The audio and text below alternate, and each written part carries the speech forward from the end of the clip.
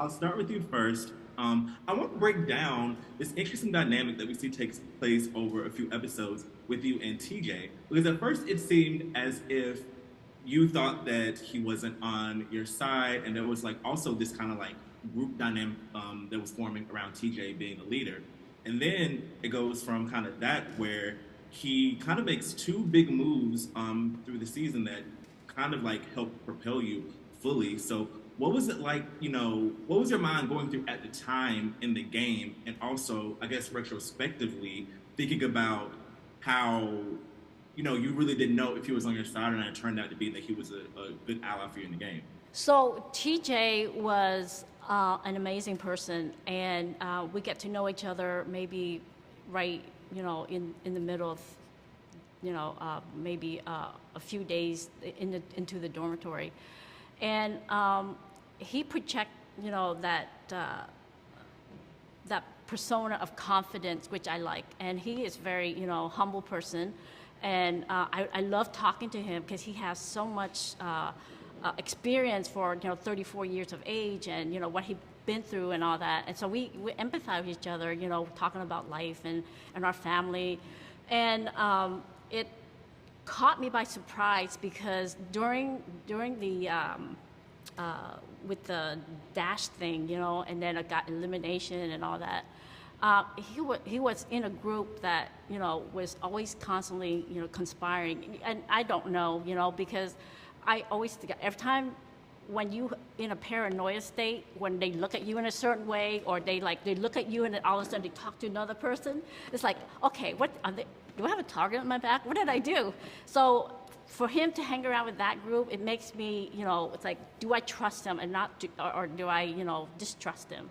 And so throughout the game, so he and I get closer, and also, with his entertainer, persona, it's like, is he put on an act that he, want to be my side, or is he just like projecting that, he want to be the center of attention?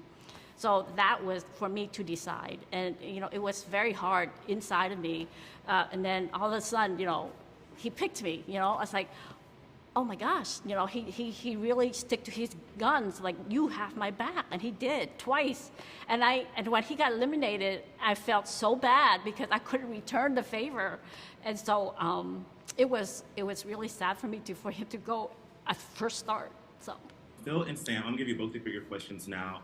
First off, Phil, for you, you were so good at that last round before the last game before the finals, and you were picked twice. Yeah. So in that moment, was that unnerving for you, or was it more so motivation? And then same for you. I know you were open about your identity throughout all these episodes, and it's really resonated with people online. And just how does that make you feel to anticipate having that reaction? But yes. Yeah, I mean, for me, it was pretty stressful. I definitely didn't see that coming, getting the box put on my desk twice. I thought I had, maybe made good enough friends that wouldn't happen right off the bat.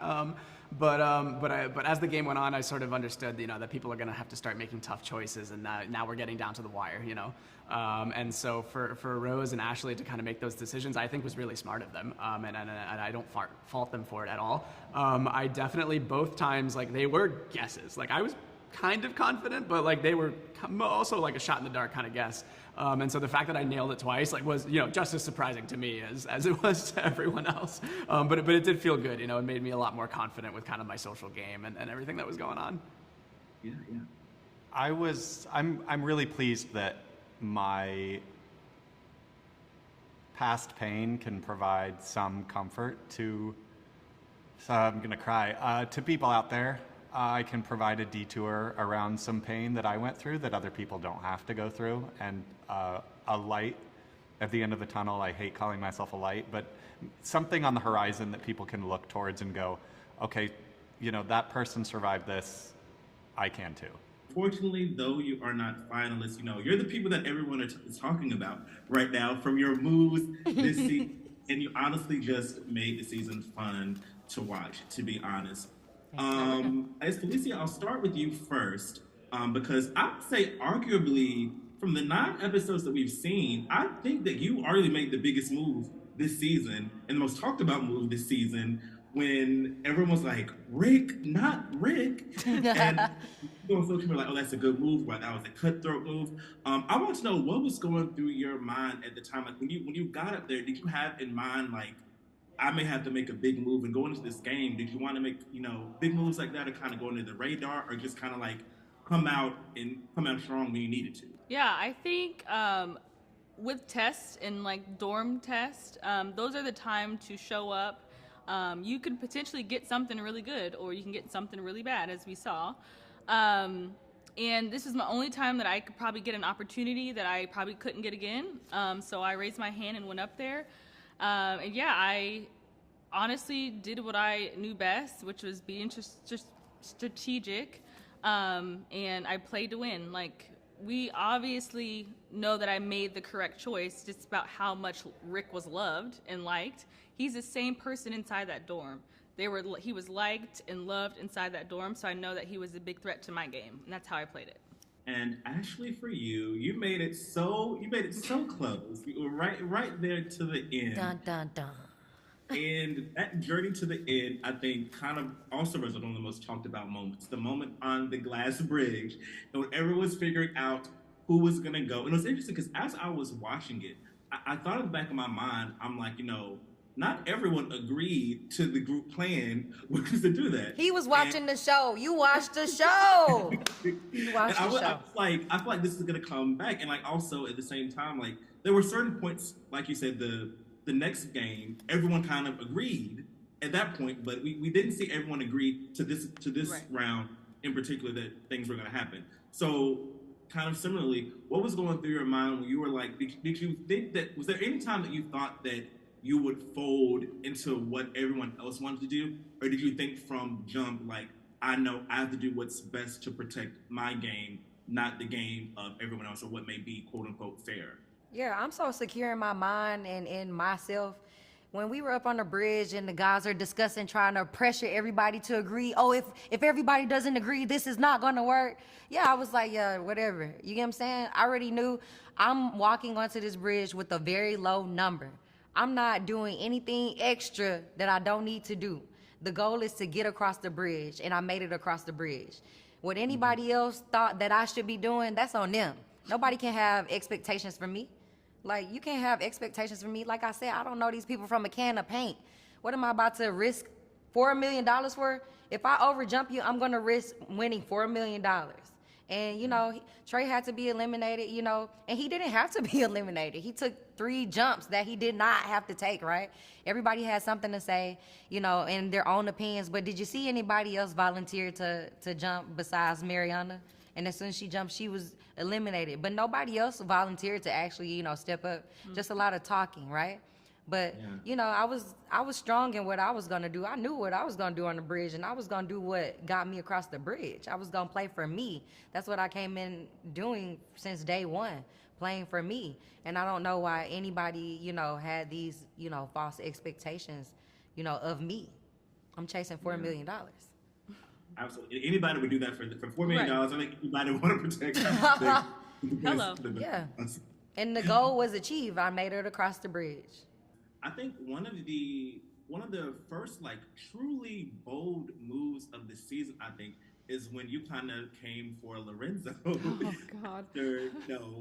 He was giving a little bit rude during and it was in multiple instances throughout this season. But you were kind of the first person kind of called it out and brought it to the attention, and it ended up in him departing the game. So I wanted to know, what was going through your mind during that decision, and did you anticipate going into the game to make decisions like that were maybe risky? You know what? I did not anticipate making decisions like that, but I was trying to play the game just as it came, because we never knew what was going to be coming at us. And the whole Lorenzo thing, it wasn't just about the apples, though the apples have become kind of the thing about that. Because there were other incidents during the game that I just, we're all people in there, and we have to try and get along. And I know they're going to be antagonists, but Lorenzo post-game, I love the guy. I mean, he's iconic. And when I was watching the show and saw his outfit at that interview, I'm like, I love him. I'm like, this guy's unbelievable. Investment banker, and then crochet? Like, I was just like blown away, and I hope I get to meet him again someday. Yes, I make sure like if I knew that person during the game, it may have been different. Oh, I told him that. I'm like, if only we had hung together, I think we would have been friends. You know? Yeah. And Trey, for you, I of course have to ask about kind of probably the most tense episode that we've seen so far is on the glass bridge. It really was. The decision that you have to make to continue going forward, or I mean, because there could have been an event where you decided to stay where you were as well and just waited until someone else came up, but you decided to go multiple steps ahead. Yeah. What was going through your mind at that moment in making that decision that ultimately cost you the game? I think it was sort of like, without context, it's difficult to talk about like why I stepped forward. Like, in terms of the plan, I didn't really see the plan be executed in front of my eyes, because every person that took a jump before in front of me lost. So TJ loses immediately, Chaz loses immediately, Marina overtakes me, loses immediately. So there is no like chance for me to not really be at the forefront of this glass bridge. So that's what's inspiring me to take these multiple chances. In terms of me like looking behind me, seeing Ashley, seeing the rest of the group, I'm not going to ask directly like, hey, take this jump for me, because I'm trusting that the rest of the group is going to knows what is happening. But unfortunately, I feel like I either didn't give Ashley enough time, or I didn't give the rest of the group enough time between my jumps to really stop the train from leaving the station, so to speak. So I don't like fault Ashley, because she saw someone that was going to take jumps anyway. And why would she be like, actually, wait a second, I want to kind of get eliminated right now. Like, let me step in front of you. So like, I don't blame her for that, but that's sort of what was going through my mind. And we're hanging out with Ashley, so it's like we don't hate her Ashley's at great. all. You Yeah. know, his dad and his Ashley. sisters are like, 178. No. I've got a drink with her last. Like, come on. Oh, she's great. Yeah. And I hope to see you both on reality TV again. Like maybe the Amazing Race on that. We need to Oh, see that y'all. would be so fun. Yeah. It would be Fun. really fun. Yeah. You stood out during the warships. People on social media are already calling you a mastermind. Like people were standing you across social media. So I have to ask, because you knew that you tend to roll sixes. Yeah. Regret not using that opportunity, since you kind of manifested rolling a six. Do you regret not using that to actually eliminate somebody instead of unfortunately eliminating yourself? No, not at all, because I'd gotten further than 90% of the competition, never having to do that. And I think it would have been, I know it looks on the surface like a smart move to have done that, but it wasn't, because at that point the pressure was quite clear to roll for yourself regardless. Breaking that would make me a target. I would not have survived to the end if I'd have done that. I think that next task would have been, that parcel would have been in my desk every single time. Like, I would have been gone. And it's fine, like, that's not who I am, and I'm really happy, and it was funny, and ultimately a funny exit is better than a sad one. Yeah. And TJ, for you, what was it like in retrospect, realizing that you kind of you gave Mai so many advantages in the game? I say you kind of even propelled her game forward several times. Then to realize that there were portions of the game where she kind of didn't even know if you were actually on her side, and even kind of conspired against you at some point. What did you have to say about that? People can say what they say, and I don't control that. I only control how I react. And I stood by my word, and I reacted according to me, to my morals. I stand by my word. I stand by my integrity. If I have your back, if I say I have your back, I want to prove to you I have your back. I don't care what you say. As friends, you check in private, support in public. And Roland, for you, you were so close. You were so close. Yeah. You made it to the box. I think that your elimination was kind of the moment where we were like, you realized how cutthroat that would be. What was going through your mind at the time? Because I feel like anyone can say what they would have done, but in the moment, thinking, is my ally betraying me, or is somebody who wants to get me out? trying to get me out? What was going through your mind at the time? So right when I took my blindfold off and saw the box, like all my plans had gone out the window, and I was like, dang, that was a good pick. Like I trusted everyone in that room so much that I was like, anyone could have put this here, and that was like the smartest first play anyone could have made, because I'm not going to be able to figure out who's got it out for me or who would want to do that. Ultimately, I knew Elliot and Hallie would never put it on my desk right away, and that left everyone else in the room. But ultimately, I was picking between Sam and Rose, and then I settled with Rose. For the last 10 months, I thought it was Sam, and I found out yesterday morning it was Mai. Wow, so you found out what we found out. Literally. Yeah, yep.